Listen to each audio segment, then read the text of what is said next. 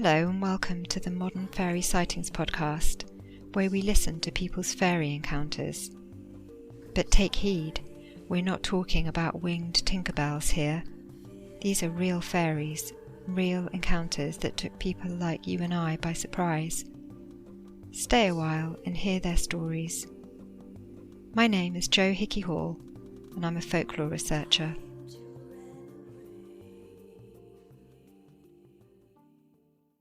Hello dear listener, how are you? January's been a really busy month for the project, and I'm looking forward to speaking with many more people this year about their experiences. We've got lots of encounters already lined up for the coming weeks and months. Being able to hear these and share them with others who need to hear them is an honour and is key to the aims of this project.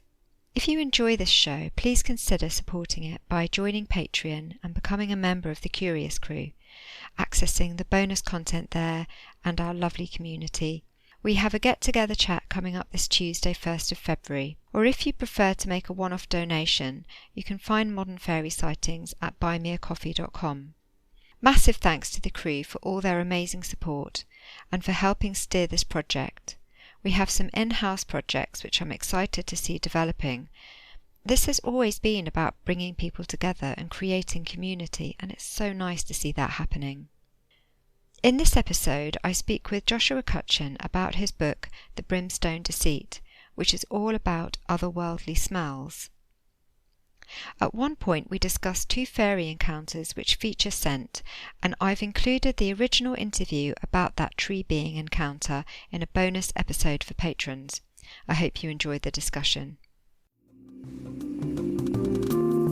Time to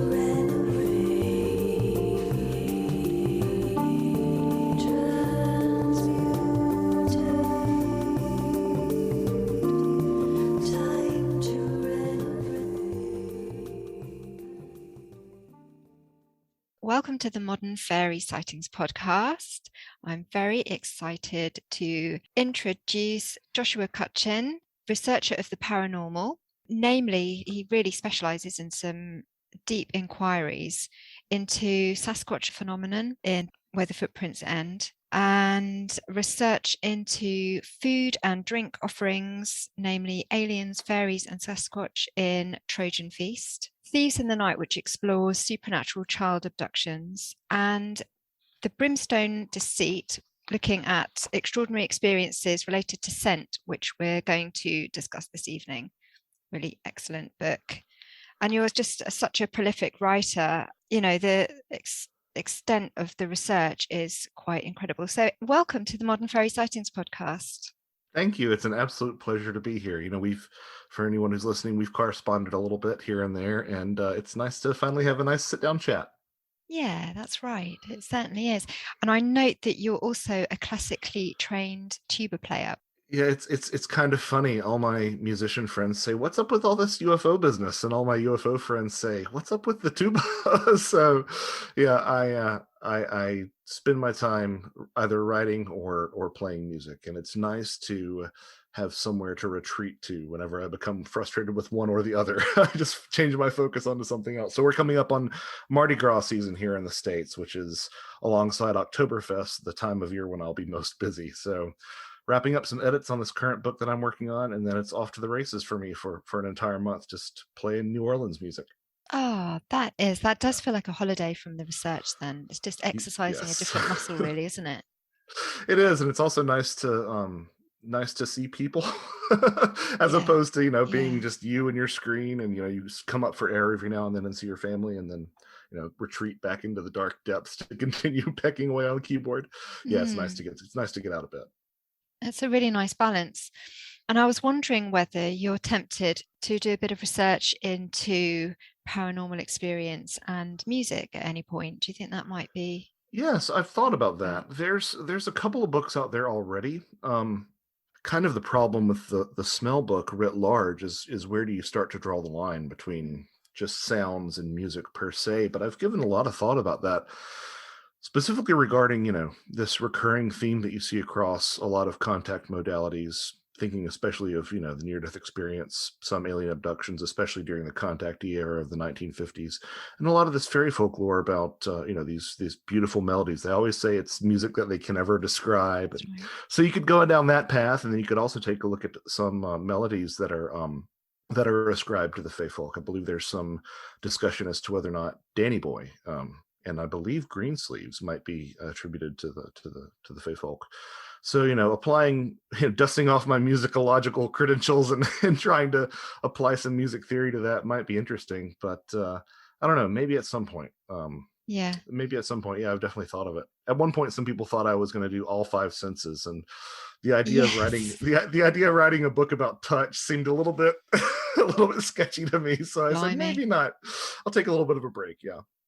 Your book just comes up with some really incredible stories that I hadn't actually read before. So I've got a lot of my own research to do now into some of these more obscure references. You really dig deep in your inquiry. That's part of the reason that I like to include so many endnotes, is because it sort of sends people along on their own little journeys into other things that they can look into on their own. And I think it's important to sort of encourage people to go off on their own path. Yeah, definitely. No, it's really great. What really struck me was this idea that although there are all of these examples of the different variations in smells, people can't quite agree on what constitutes a bad smell. And that's quite Really, fundamental, isn't it? it really is interesting. So, I mean, you could, and I sort of flirt with this a little bit, but you could write an entire book just on, one aspect of this like that. So, the first part of the book is definitely front loaded as sort of an olfactory primer, to get everybody up to speed on where the state of the science is regarding this stuff. And it's still very much up in the air. We still don't have a perfect idea of even how we smell. But to that end, what you were discussing, a lot of the ways that we sort of interface with smell are so context dependent. I think I use the example in the book of garbage smelling like money to the garbage man. So when we can condition ourselves, and then certain smells have a tendency to we sort of get dulled to smells as we're around them more often. And it really is interesting, the psychological interplay between our noses and our brains.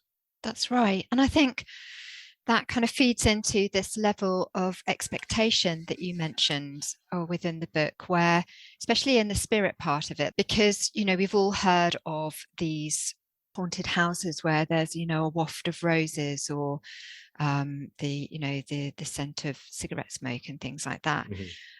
This idea that, is it our brains having an expectation of that, or is it the reality of the smell itself? We just don't know, I think, enough about our relationship with scent at all, it seems.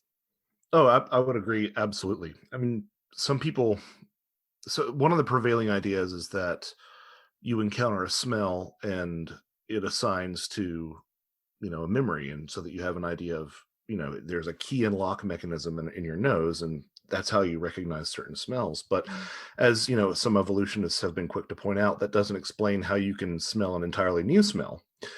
So all that's really sort of up in the air. And then, with regarding the spirit thing specifically, you've got a number of factors at play. You have this idea that is very common, called the tip of the nose phenomena, as some researchers have called it, where you've smelled something before, but you can't quite place it. It's like the equivalent of not being able to draw a word to mind. The tip of the tongue, this is the tip of the nose. That's right. Yeah. And then, especially in regarding hauntings, there are sometimes very mundane explanations for these things. Certain scents can be absorbed into the wood of a house or something, and be released under specific variables like atmosphere and pressure and humidity.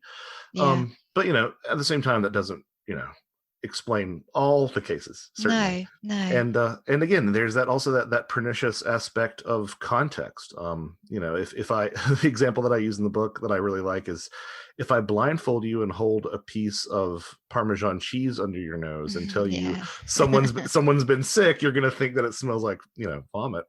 But if I tell you that someone is making pizza, you might interpret that completely differently. So it's just this broad array of variables. But one thing that I found really interesting is the fact that scent is so strongly tethered to memory. You can't really divorce the two. In other words, if you associate a smell with a memory, you will have that memory if you smell Mm. that smell. And anyone who's, smelled their old grandfather's cologne or something knows that like it just comes right, um, Yeah, unbidden. Yeah, unbidden, just right into your head.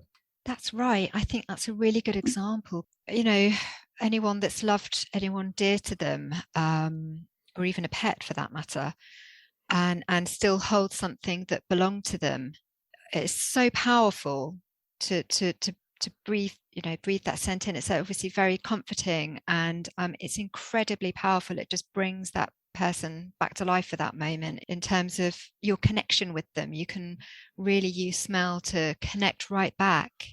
And if there's an intelligence that can harness that power, I mean, what an incredible communicative tool. Yeah. Be it the Fey folk, be it whatever lies behind the UFO phenomena, be it the spirits of our dead. So that's sort of one of the lines of thought that I went down with that was like, well, what does this mean if this is a communicative tool? And there are other aspects as well that sort of that might sort of stand to reason why we see a lot of the similar smells pop up. But we do see a lot of smells across all these phenomena sort of tend to crop up in interesting ways. Yeah. And then there's the part where your brain tricks as well with the kind of Hmm. expectation side of things. I like the story about the haunted house. It was kind of expected to be haunted, and people would visit it and smell smoke. And there was this prominent guy that had lived there, and people just assumed, because it was of that age where there was a smoking room, that he was connected with the smell of smoke. But actually, it turned out he didn't smoke at all. Right. It was And just, this is where the skeptic comes in and says, "Oh, that proves that they're not seeing anything." But I think from what I've studied in terms of the paranormal, there's something so intimate about the way that these things interact with us and interact with our expectations that it's entirely possible that there might be some sort of intelligence that is drawing upon those expectations that we have. And mm, sort of we're sort of stepping into areas like thought forms and tulpas and things like that. But even just on a more mundane level, I think that uh, these things have a lot to do with ourselves and our own cultural expectations and just the sort of society that we're embedded in. yeah, it is. I mean, for instance, with the range of smells, the UFO experiences, they go from things like cinnamon, musty, sulfuric, the kind of rotten egg smells, Mhm. and then the sweet and sickly. I almost kind of feel like that's one of the more creepy ones for some reason. I don't know why.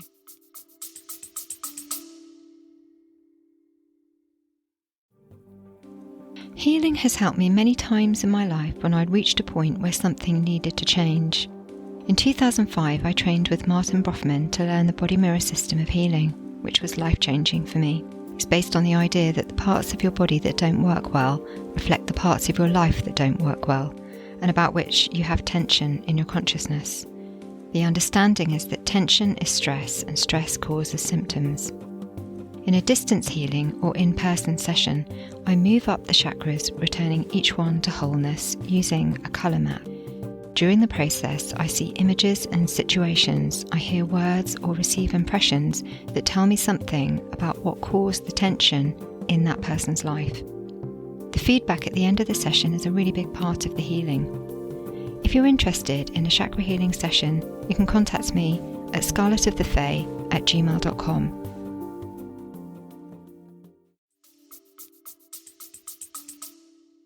Well, I think part of that comes with the sort of medical pageantry that you see in a lot of the alien abduction experience. Yeah, That idea of being in a hospital. Like hospitals have a very specific smell between the yeah, disinfectants and everything. So that's you alluded to the sulfur smells. That's where the book gets its name, the Brimstone Deceit. mm, Which alludes to the fact that a lot of the smells, not all the smells by any stretch of the imagination, but a lot of them are sulfur smells or sort of sulfur compounds. yes, And when you start really looking at how many things include sulfur, it really does seem to support the idea that the lion's share of what people smell are sulfurous smells.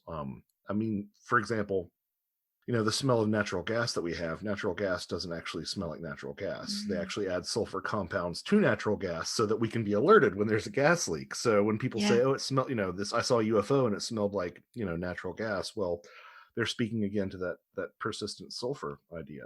Yeah. Now, this is where some people might, take that and say, oh, it's all demons because that's supposedly how Satan smells. And I am a Christian, and I certainly, you can't not talk about that because that is a very pernicious cultural and theological meme. But I think that there's something a lot more complex going on than just saying everything's a demon. And yeah, so there are those smells, but they generally divide into these two categories. There's actually an entire section of olfactory research called hedonics, which are pleasant smells or unpleasant smells. And a lot of times those are contextually dependent, but you generally have these pleasant smells associated with good things and foul smells associated with bad things. Yeah. So people take their cue from that. Mm-hmm. And then I guess the sickly sweet smells kind of maybe sit somewhere in the middle, because I mean, not that they are pleasant smells, but the other one that I thought was really interesting was the Paris catacombs, and the smell, the kind of sweeter smell that is present there. That was quite a surprise, actually. And is that to do with embalming, or is it to do with some kind of process of decay? Yeah, it really speaks to problems that we have with identifying stuff, identifying smells specifically. Certain compounds in certain amounts might smell different ways. And in the example that you're referencing is some people say that they smell sandalwood. That's right, yeah. And in specific amounts, hydrogen sulfide, which is that rotten egg smell, specific amounts combined with other things can actually end up smelling a little bit like sandalwood. Yeah. And so what you start to see is it's almost like a color palette of smells, and the way that these things mix and match to form new hues, and you sort of have to break them into their constituents. Sulfur in general is a good example because it's something of a smell of entropy in some sense. You've got not only hydrogen sulfide, that rotten egg smell, but you also have sulfur dioxide, which is like the smell of gunpowder, which is the same root smell. So it's just a lot of different interplay between things. So, in that particular Parisian catacomb example, I can't quite recall why people said they smelled sandalwood, but they said that they smelled sandalwood. I would imagine, I think that sandalwood might be one of the might be an incense that's used sometimes, but perhaps not. But it might be speaking to that as well. It could have been related to ritual, couldn't it? Yeah, and that's that's another really rich avenue of exploration, is that you see why people used incense and burnt offerings in the past, was the idea that it would help your prayers be carried to the heavens on the smoke. So that's definitely part of it as well. And then of course with smell, you have all these smells again of there are sulfur compounds that are released when things are combusted, which ties into a whole nother avenue of UFO smells, where some people compare to ammonia and stuff, like cigarette smoke contains ammonia because it's also released during combustion. So it's just, so then now you're down this rabbit hole of are UFOs using their engines, are their engines releasing some sort of exhaust or something? That's not my view of the phenomena. That's the most popular view of the phenomena, is that we're dealing with spaceships, but that's not my view of the phenomena. But yeah, it's just rabbit hole after rabbit hole for certain. It is. It got me thinking. I thought the Bakelite one was really interesting, by the way, as well. That kind of smell of burnt Bakelite was present in a lot of the examples. Yeah, and that's something that you don't really run into that much nowadays is Bakelite. But yeah, that was something that was smelled during some of the Roswell crashes. But again, you have some of these other compounds that are again acrid, sickly, sweet, acidic. These smells time and again. I did wonder what is happening when people, particularly the ones that are really kind of abhorrent smells, where something smells like decay or something like that, whether what is happening is those beings, whatever form they're coming in, are coming into our Earth atmosphere, and we have a certain environment here that is suitable for us as humans. But could it be that when they enter our environment, it doesn't support whatever it is that they are made of? And that, I mean, you could look at it two ways there. It could just literally be that there's a really bad kind of meeting of whatever it is that they're made of in our atmosphere, or the idea of the kind of the sense of diffration of time. So by the time they enter our atmosphere, maybe their own flesh or being is actually decaying, because it's within our environment. Is that something?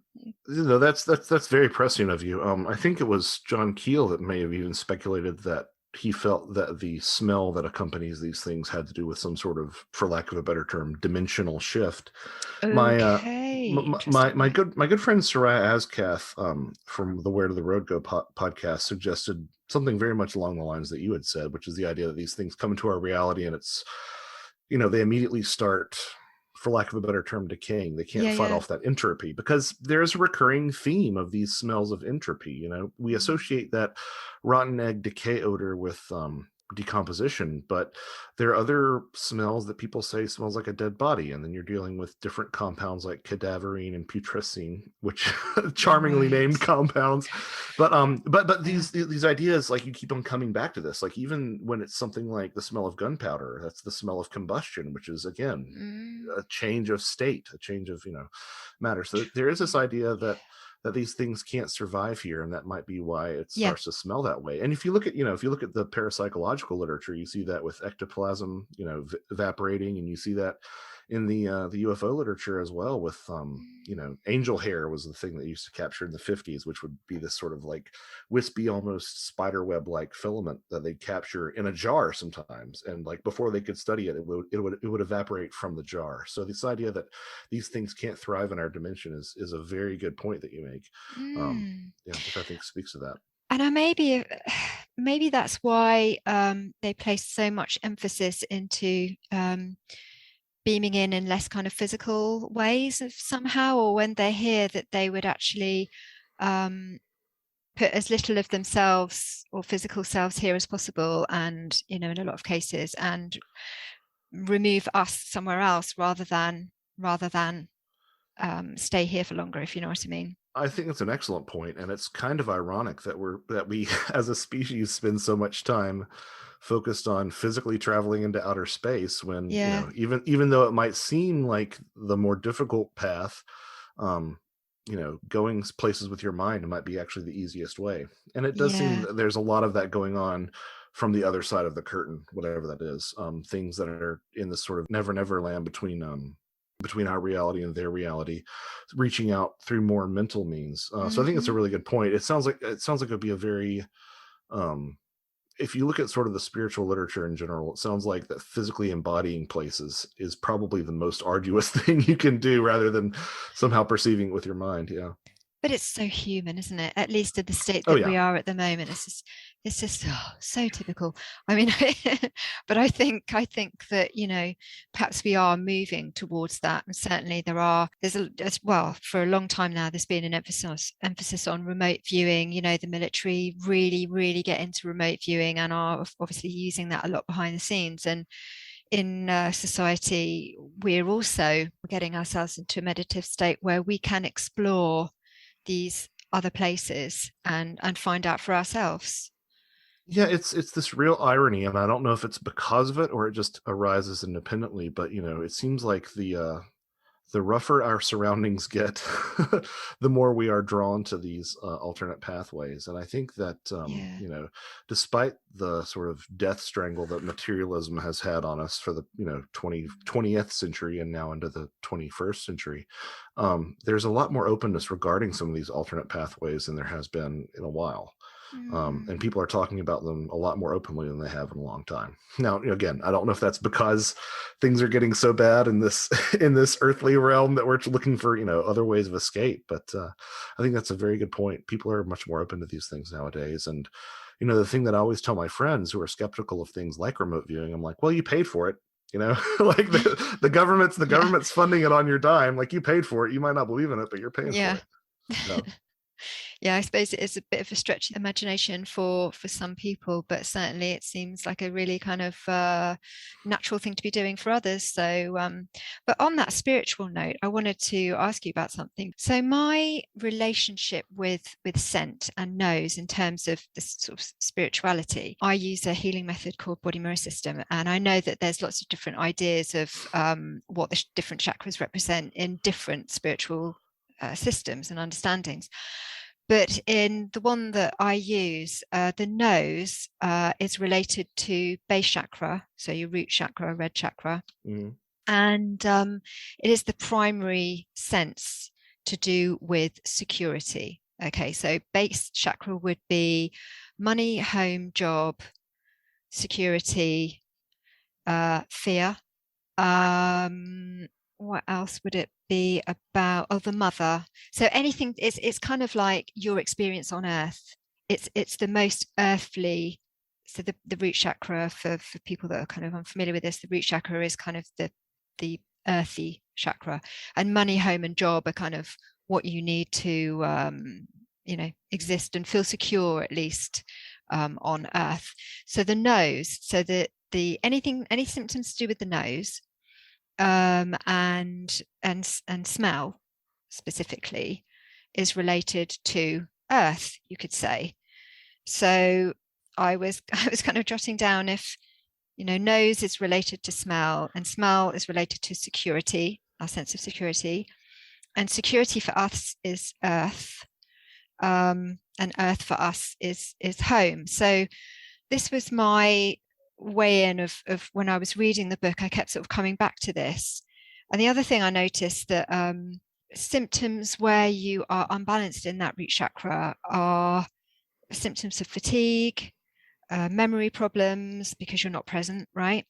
Mm-hmm. The sense of feeling ungrounded, and fear and dizziness, right? And these are all symptoms that a lot of people have experienced when at the same times they're reporting the scent and the experience, they're talking about these symptoms that they experience as well. So I don't know what you think of that, but no, I think that's extremely insightful. I mean, so that's really consistent with, yeah, believe it or not, folks, there is an entire field or entire branch of philosophy just surrounding scent, and that's really consistent with that.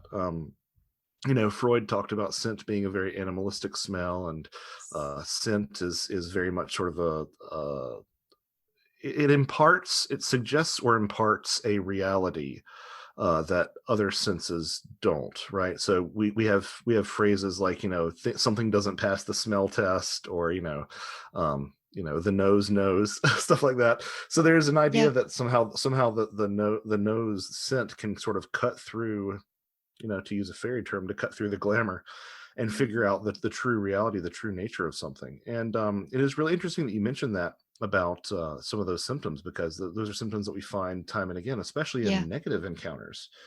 Right. Yeah, disorientation. exactly. Yeah. And I don't like to paint in too broad of a brush with certain things, but the farther along that I get into this, I do perceive a trend that there is something very much akin to the set and setting of the psychedelic journey.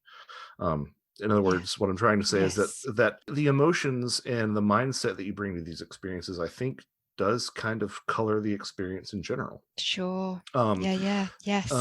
And not to say that, oh, you had a bad alien abduction, so you didn't go into it with the right mindset. That's not what I'm saying. No. But if you do allow fear to override that, I think somehow this phenomena manifests or feeds off of what you're doing, and it sort of creates this self-reinforcing loop in a way. So that seems really consistent with that. The idea that smell might somehow be tied into that, and the idea that we're playing a role in how these things manifest to us, or at least something may appear objectively terrifying, but how much of that is us approaching it with with more fear and trembling than we really should. This is it. And I think maybe that's something that will, improve in time, get better in time, because we're so used to othering, even on this planet, never mind our relationship with what might be going on other planets. On this planet, we are so focused on othering everything, other people, other countries, other ways of being. And the reaction to that is fear and distancing.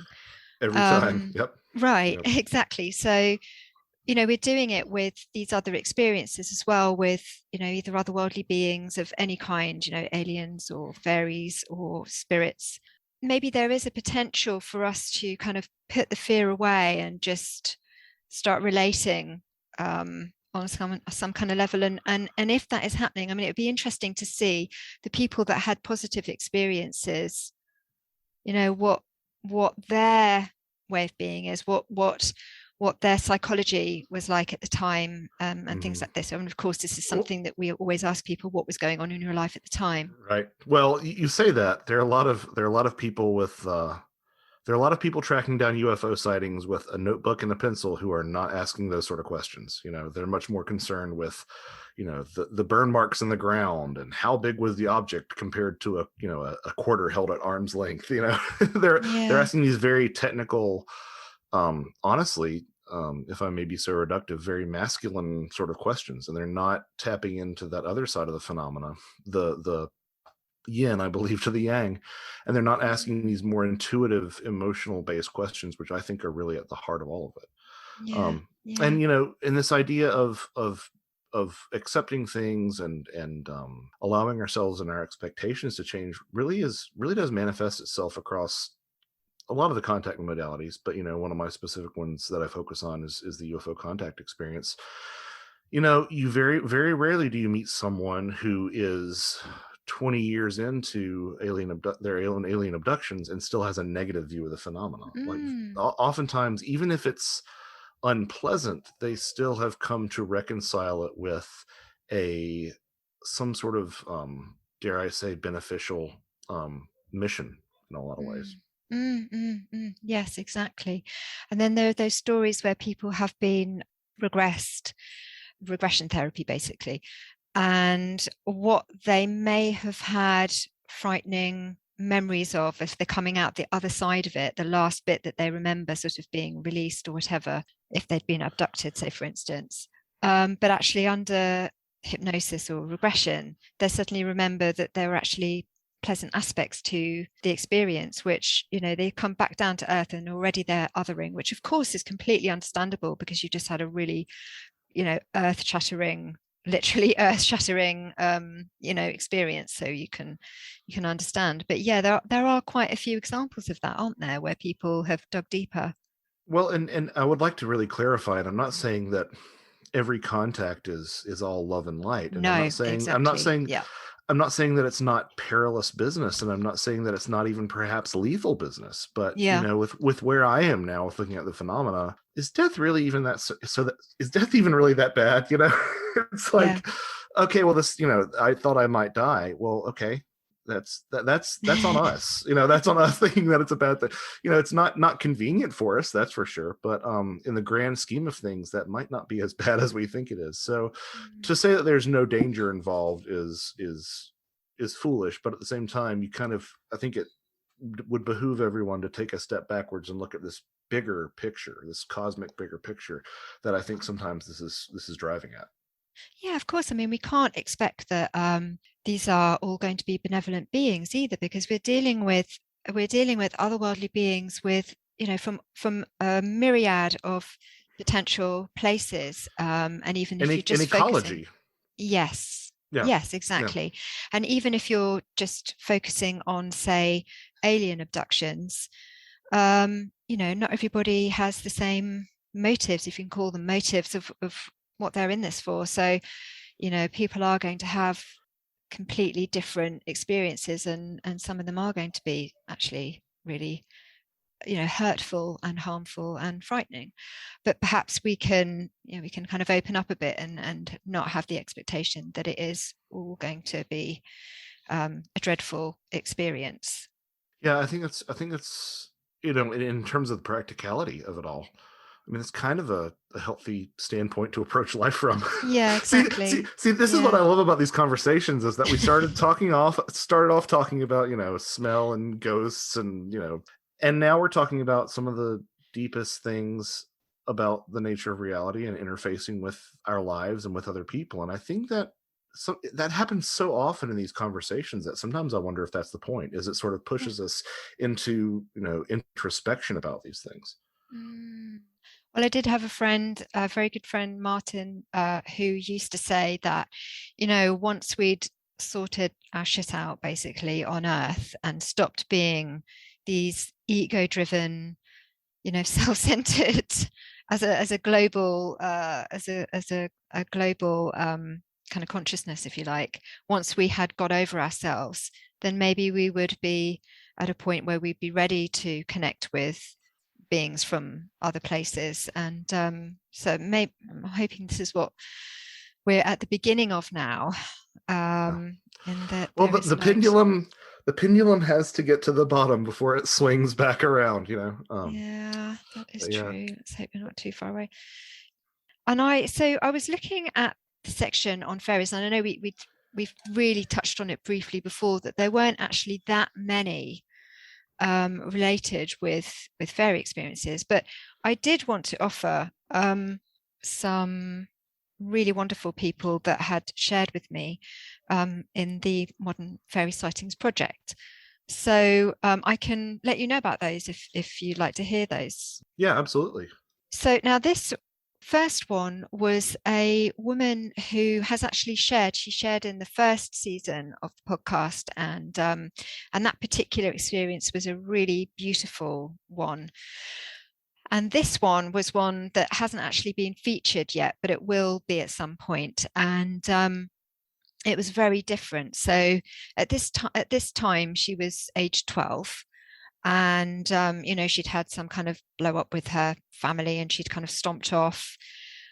And she had gone under the garden fence where she knew she shouldn't really at all, and gone off into, this was a seriously rural environment that she was in Alberta, Canada. And it was the kind of place where you have to drive for hours and hours and hours to get to. So there was really not much around at all. And so she'd gone under the fence and she had heard a strange sound down near the pond, which was the sound of swarming bees, like a hum. Right. And she saw this being that looked like a tree. She said he was made of branches and twigs. And he looked over at her. He had glowing red eyes, and he began to walk in a way that she said she said it was like the earth moved with him. It wasn't like he had legs and he was walking on the earth, but the base was almost like, she said, it was moving like snakes or worms beneath him as he moved along. So maybe this is familiar. Now I asked her whether there was a smell involved. And she said, the air smelled clean and sharp, like rain and pine needles and wood smoke all at once. And I asked her, was that the environment or was that him? And she said it was definitely part of the environment, but it was 10 times stronger when he came by. It was definitely a masculine presence, but it was like he was the environment personified and embodied into an entity. It's quite a powerful experience. That's so I mean, yeah, I just love, so this is what I find most compelling about this stuff is in that story there's so much folklore, there's so much olfactory science, there's so much unrelated Forteana, as I like to call it, the unexplained, based off of Charles Fort's writings. There's so many things that are being pulled on there that I really doubt that the witness was aware of, which to me speaks to the strongly indicates that we're not dealing with fabrication, right? I smiled at the bees because, you have these long-standing bee associations with fairies, but, that sound of buzzing and humming occurs before so many contact modalities.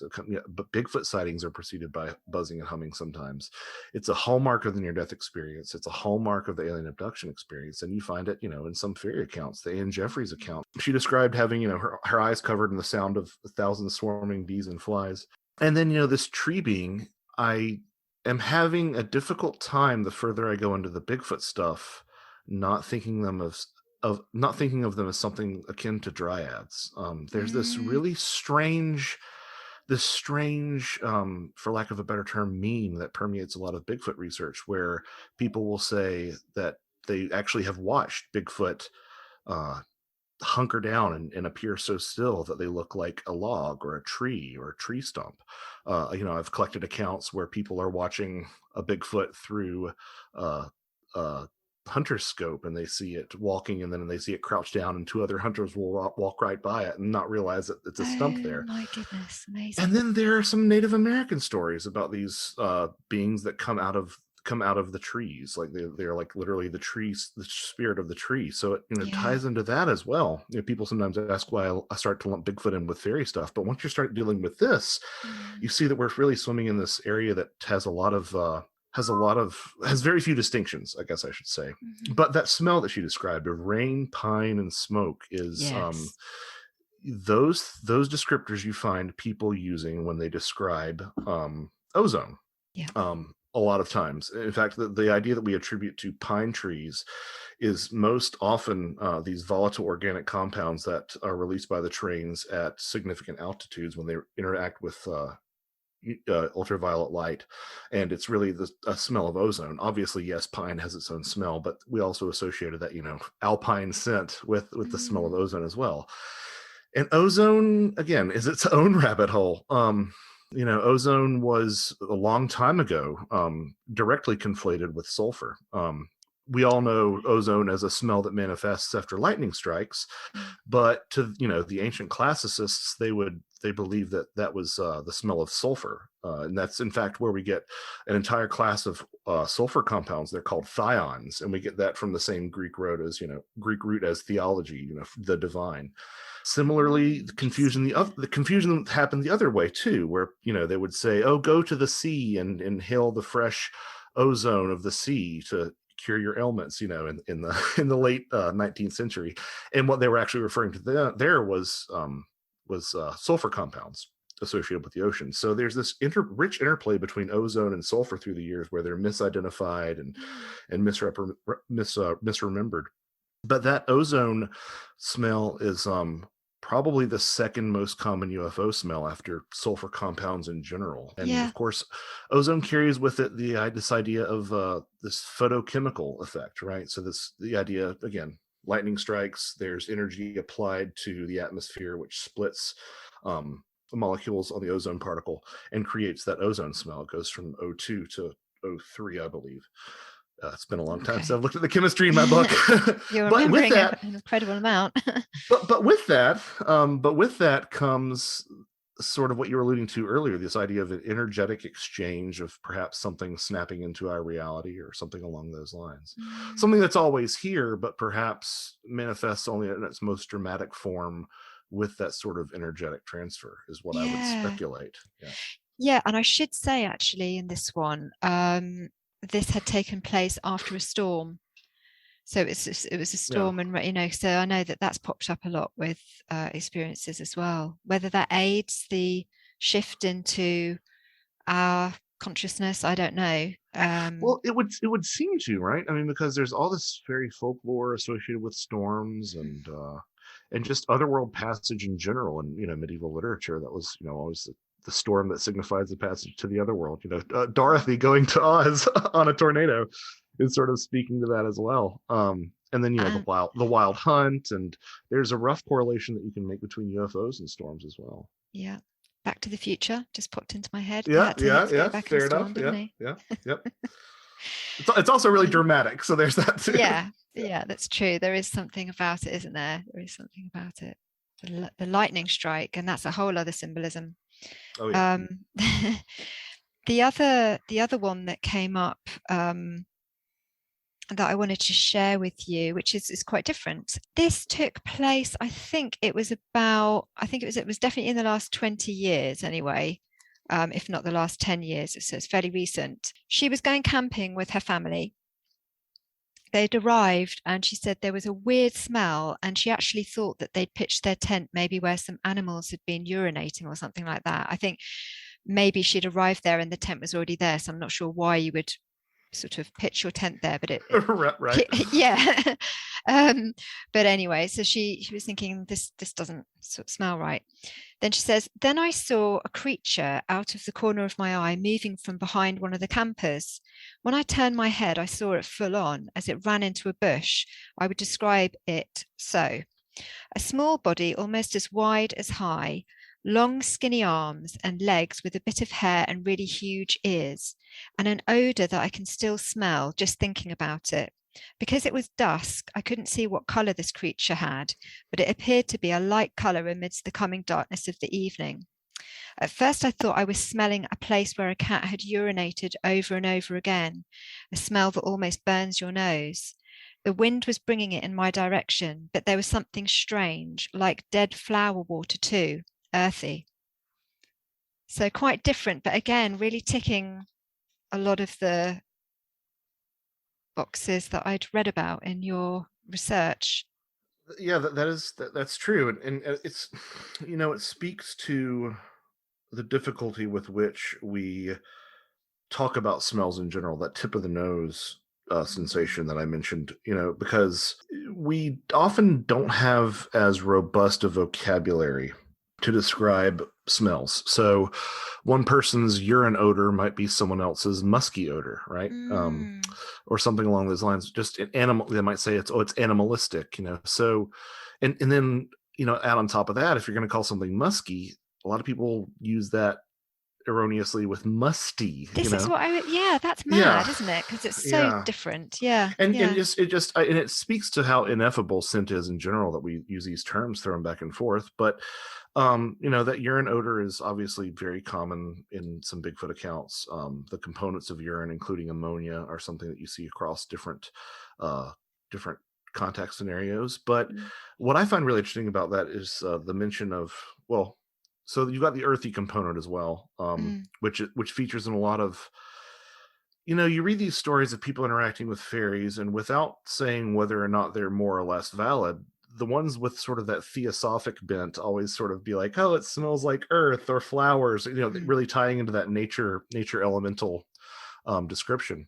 But what I find really interesting about that was the mention that it sort of stung or tickled her nose, which really ties into the I don't think the book really has a central thesis, but one of the ideas that I propose is that another way that you can divide the smells into across all these different experiences is that they're roughly, they're either the sulfurous smells, or they are what is known as trigeminal stimulants. And in case anybody's wondering what a trigeminal stimulant is it stimulates your trigeminal nerve, which is the largest nerve in your face.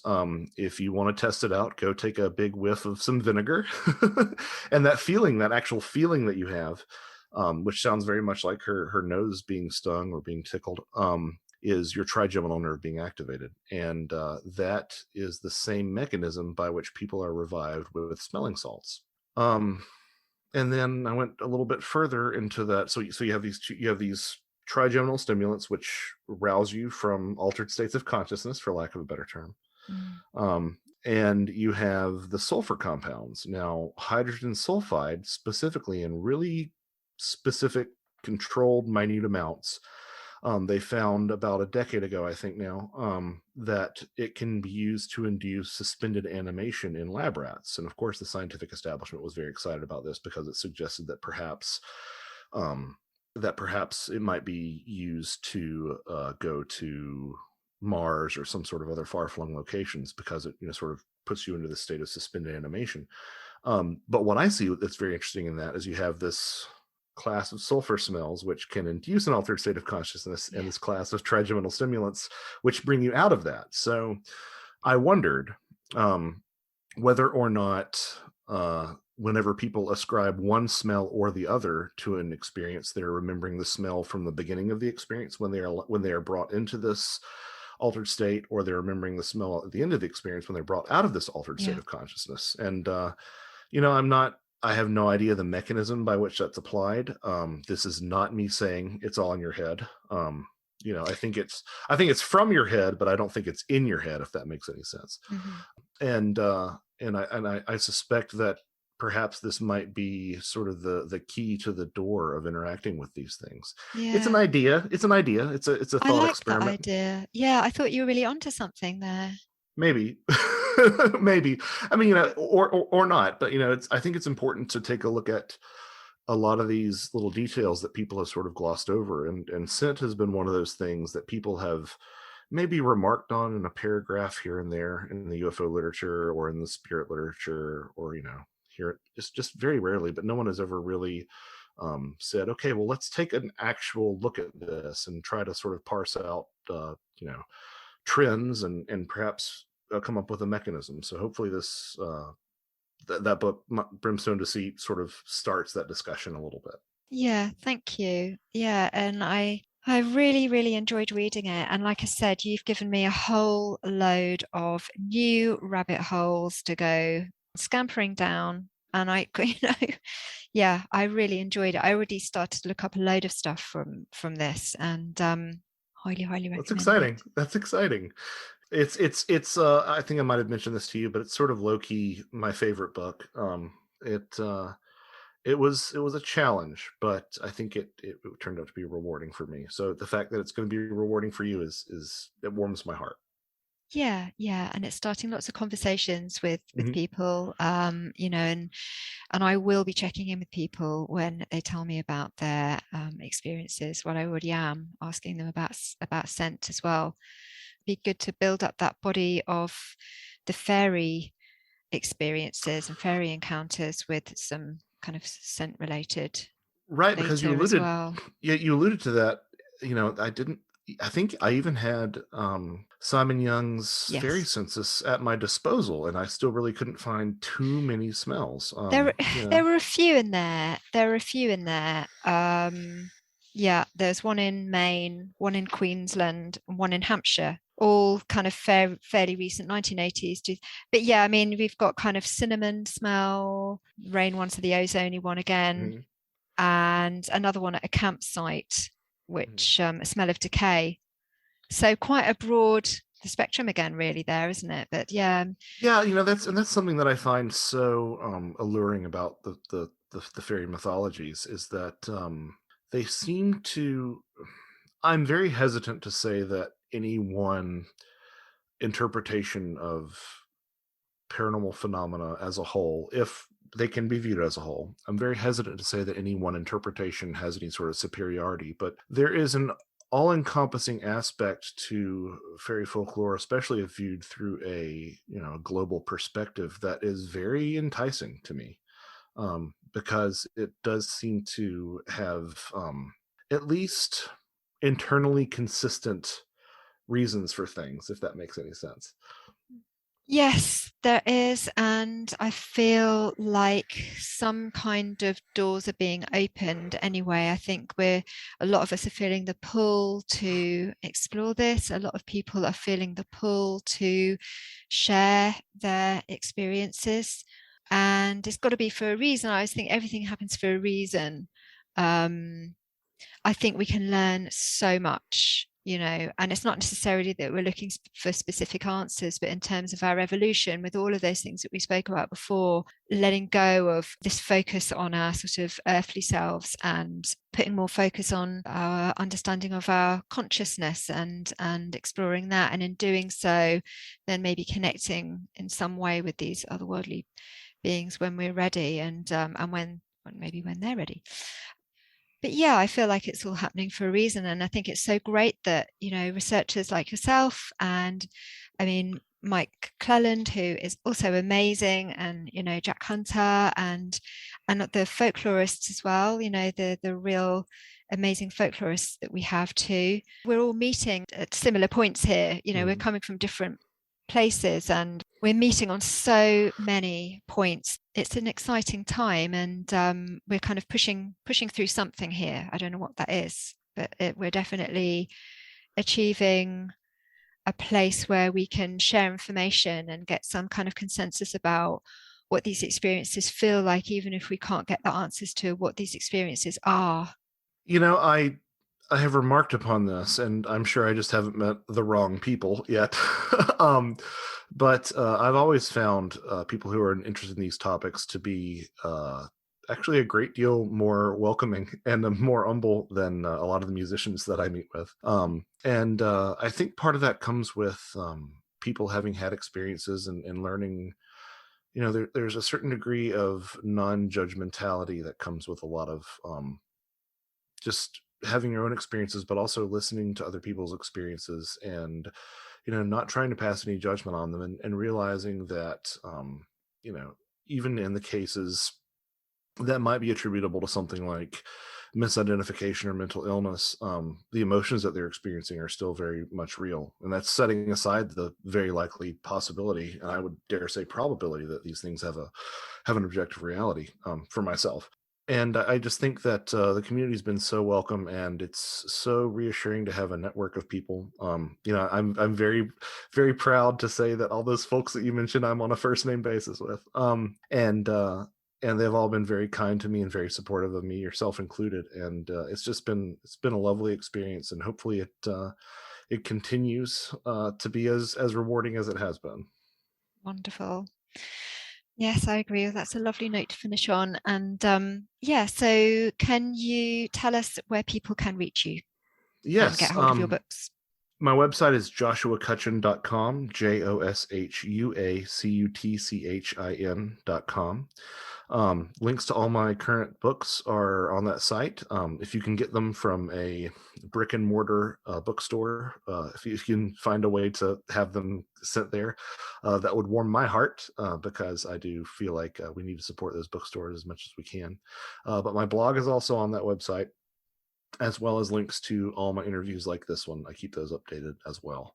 2022 we'll see the release of, any day now, my publisher assures me, a collection of essays on fairy folklore in different films. Yeah. That I'm very excited to share with everyone as soon as it's ready to be published, from a collection of different minds. I'm editor and contributor to one of the essays, so that should be coming out in the next couple of months. And then I have a 2-volume work due out later this year that looks at all these phenomena through the lens of the importance of death. So yeah, it's a tiny little subject. Oh, wow. I look forward to that. Yeah. That's what I'm in the middle of editing right now, but hopefully all going well, that should be out later this year. Yeah. Thank you. Well, thank you very much for joining me. And and I'll speak to you soon. And I shall be sending some scent related experiences your way. Sounds great. Thanks so much. Thank you.